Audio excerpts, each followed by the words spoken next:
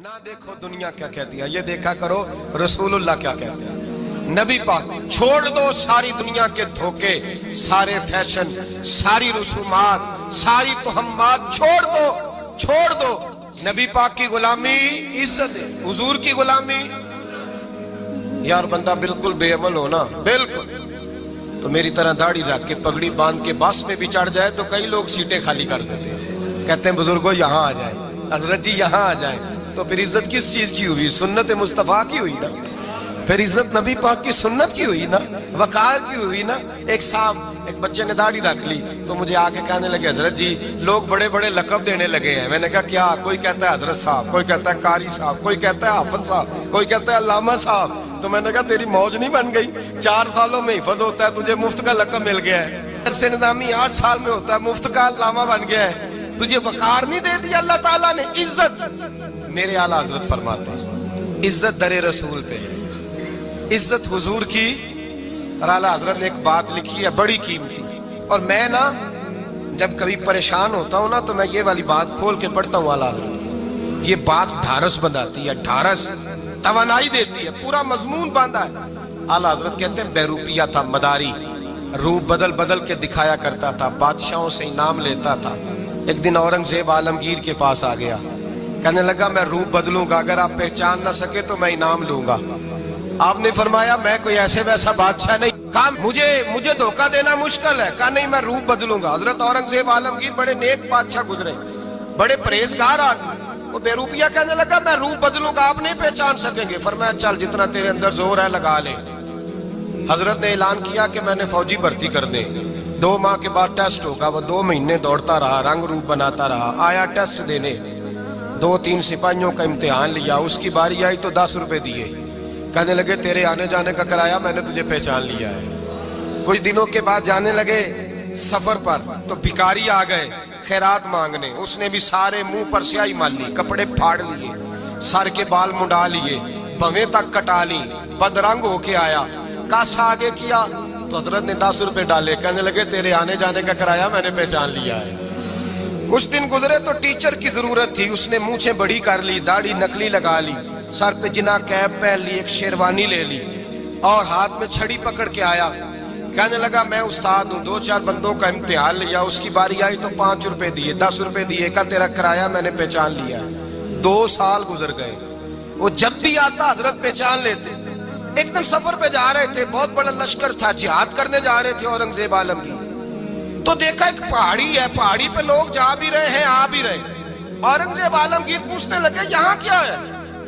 कहने लगे एक बाबा जी बैठे हैं दुआ करते हैं, अल्लाह के नेक बंदे हैं। औरंगजेब कहने लगे यार पुराने लोग सारे ही अल्लाह वालों को मानते, ये भी मुसीबत आई है जितनी नहीं आई है, सारे लोग ही मानते। कहने लगे जरा मैं दुआ ना करा लूं, अच्छे काम जा रहा हूं। औरंगजेब बादशाह थे, बादशाह लोग नाजुक मिजाज होते हैं। घोड़े से उतरे, बड़ी मुश्किल से पहाड़ी पे चढ़े, ऊपर गए तो लाइन लगी है, बाबा जी गार में बैठे। कहने लगे मैंने मिलना, मैं औरंगजेब हूँ। उन्होंने कहा हमारा बाबा उस तरह का पीर नहीं कि अमीर आए तो रंग और हो, गरीब आए तो और हो। यहाँ अगर मिलना है तो लाइन में लग जाओ, सब एक जैसे। अब लाइन में खड़े हो गए, 50 आदमी आगे थे, कहते हैं 51वां नंबर था। थक गया धूप में खड़ा खड़ा। जब मैं पहुंचा गार के दाने तो मैंने बाबा जी के चेहरे पे नजर डाली तो बड़ा नूरानी चेहरा, बड़ी खूबसूरत लबो लहजा। मैंने कहा मेरे जैसा आदमी भी पगड़ी बांध ले जो अच्छा लगने लग जाता है, बड़ा खूबसूरत अंदाज। कहते हैं मैं उनके पास अत्ताहियात की हालत में बैठ गया। मैंने कहा हुजूर मैं जा रहा हूँ जिहाद करने, दुआ करना। बुजुर्गों ने हाथ उठाए, अल्लाह इसकी मदद फरमा, दीन को गलबा अता फरमा, इसे दीन का सच्चा पक्का सिपाही बना।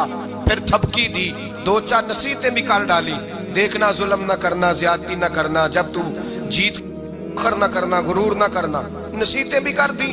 कहते हैं अब जब मैं उठा तो 2-4 दिनार बतौरे नजराना मुसल्ले के नीचे रखे, और उल्टे कदम जब मैं गार से उतरा उन्होंने रुमाल झाड़ा और उठ के खड़े हो गए। कहने लगे आज नहीं तूने पहचाना, आज नहीं तूने पहचाना, मेरा इनाम बनता है, आज नहीं पहचाना, ला पैसे।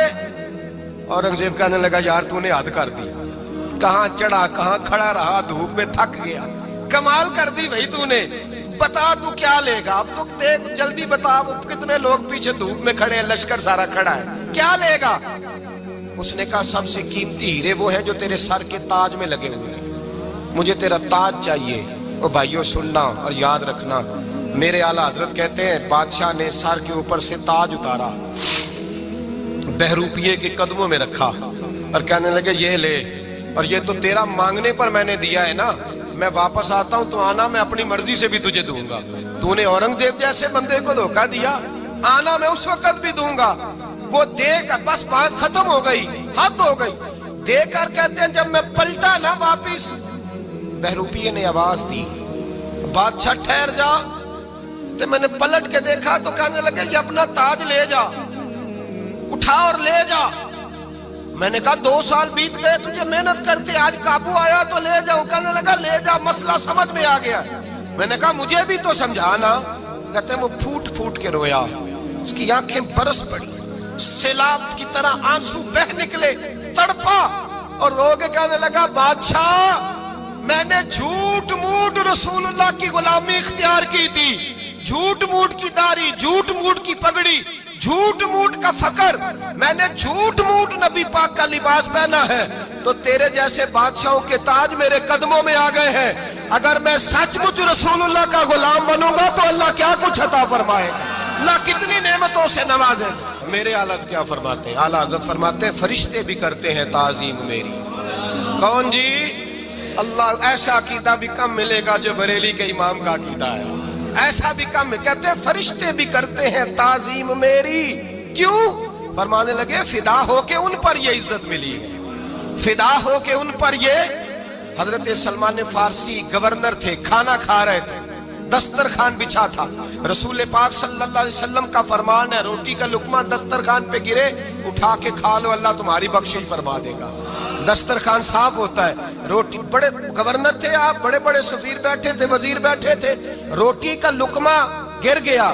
آج تو لوگ فیشن میں عزت ڈھونڈتے ہیں نا، وقار ڈھونڈتے ہیں کہ میں جدید دنیا کے ساتھ مل جاؤں، میں معاذ اللہ لڑکی لڑکے اکٹھے بٹھا کے منگنی کروں تو میں ماڈرن شمار ہو جاؤں گا، میں بڑے بڑے ڈھول بجاؤں تو ماڈرن بنوں گا، میں اگر مہندی پہ سارے تماشے کر ڈالوں تو میں ماڈرن ہوں۔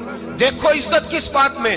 حضرت سلمان فارسی روٹی کھا رہے تھے، سفیر وزیر نہ جانے بڑے بڑے لوگ بیٹھے تھے، کھانا کھاتے کھاتے لقمہ گرا دسترخوان پہ، حضرت سلمان فارسی نے سمیٹا، منہ میں رکھا، پھر انگلی مار کے دسترخوان صاف کیا۔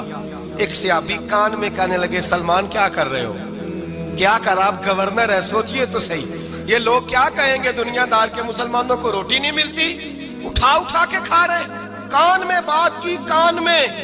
حضرت سلمان فارسی کان میں جواب دے سکتے تھے، کہہ سکتے تھے نہیں ایسے ہی کرنا ہے، انہوں نے کان میں بات کی، لیکن جناب سلمان فارسی اعلیٰ اعلان بولے، کہنے لگے ان 4 5 6 دنیا داروں کے لیے میں اپنے نبی کا طریقہ چھوڑ دوں، اپنے رسول کی سنت چھوڑ دوں؟ یہ 4 5 دنیا دار دنیا کی طرف دیکھ کے میں مصطفیٰ سے منہ موڑ لوں؟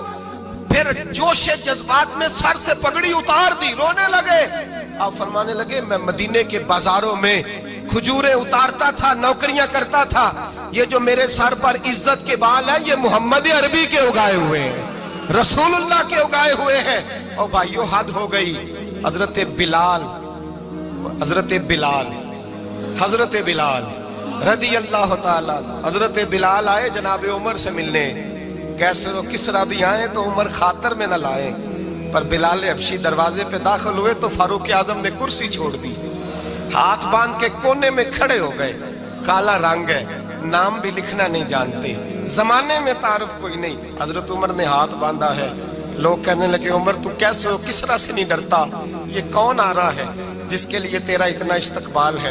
حضرت عمر کہنے لگے چپ کر جاؤ، اس کی بات نہ کرنا، اسے آنے دو، اسے آنے دو، اس کی بات نہ چھیڑنا۔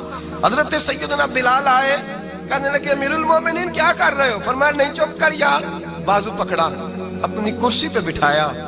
حضرت بلال کہنے لگے حضور میں غلام ہوں، مجھے تو طریقے بھی نہیں آتے ان کرسیوں پہ بیٹھنے کے، میں تو غریب ماں کا بیٹا، غلام باپ کی اولاد، سلیقن، یہ آپ کیا کر رہے ہیں؟ تو حضرت عمر کہنے لگے بلال تھا تو غلام ہی، پر جب سے مصطفیٰ کا غلام بنا ہے تو ہمارا امام بن گیا ہے، اب تو امام ہے رسول اللہ کی امت کا۔ فرمایا وہ مجھے دن یاد ہے جب مکہ فتح ہوا تھا، بت ٹوٹ گئے تھے، بڑے بڑے سردار تھے، اور میرے نبی نے فرمایا بلال سے کہو کعبے کی چھت پہ چڑھ کے اذان دے،